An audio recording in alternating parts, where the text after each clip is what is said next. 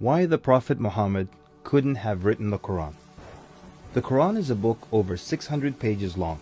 It covers a wide range of topics and was revealed bit by bit over a period of 23 years. So if a man wrote the Quran, we already have a number of problems.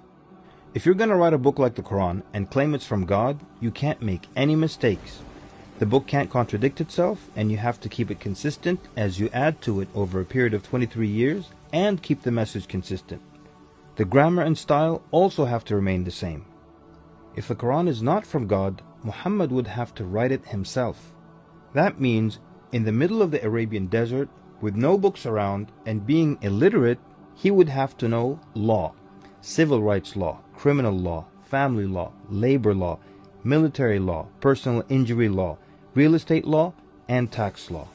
He would have to know history.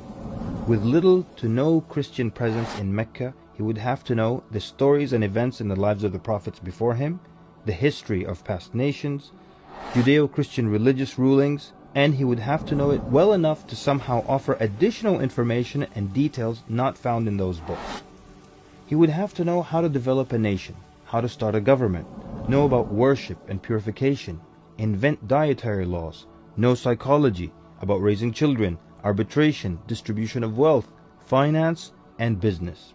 In the area of science, he would have to know embryology, oceanography, about plate tectonics, cloud formation, UV rays, know about plants, mountains, bees, the human brain, the Big Bang, and the expansion of the universe. And in order to make the book complete, he would have to have knowledge of the future so he can write things that will happen in the years to come. He would have to be a time traveler in order to insert his name and mention in the Bible. If he's claiming that the book he wrote is from God, it must not have a single solution that doesn't work. He must also keep his emotions and personal life out of the book. The book should not reflect happy times nor sad times in his life. The writing should not become cheerful and optimistic, nor sad and gloomy as if a human wrote it.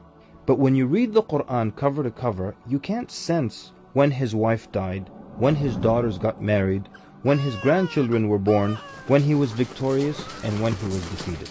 To anyone who examines the Quran, it becomes perfectly clear that there is no way a man in the desert 1400 years ago could have written such a book.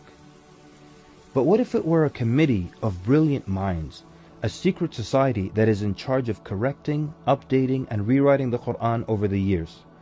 Their job would be to make sure that the book appears to be accurate, has no mistakes or contradictions, and to keep updating it to agree with science and the changing world. If that were the case, then there would be other versions of the Quran. Due to edits and improvements, we would have new edited versions and old versions with mistakes. You would be able to detect different writing styles and influences from the different authors. The problem with all of that is, there is only one Quran. So one man didn't write it, and a committee didn't edit it, so where did it come from? What if clever devils dictated and influenced a man to write the Quran? The question then would be, what kind of devil calls to good behavior, worshipping God, honoring Jesus, giving to the poor, and warns of the devil? Any way you analyze the Quran, you come to a clear conclusion. It could not have been written by a committee, a devil, nor the Prophet Muhammad. Since it's impossible for Muhammad to have written it, then that means he was truthful in that it is from God. If it is from God, that means he was a genuine prophet. And if he's a genuine prophet, then his message should be heeded and obeyed.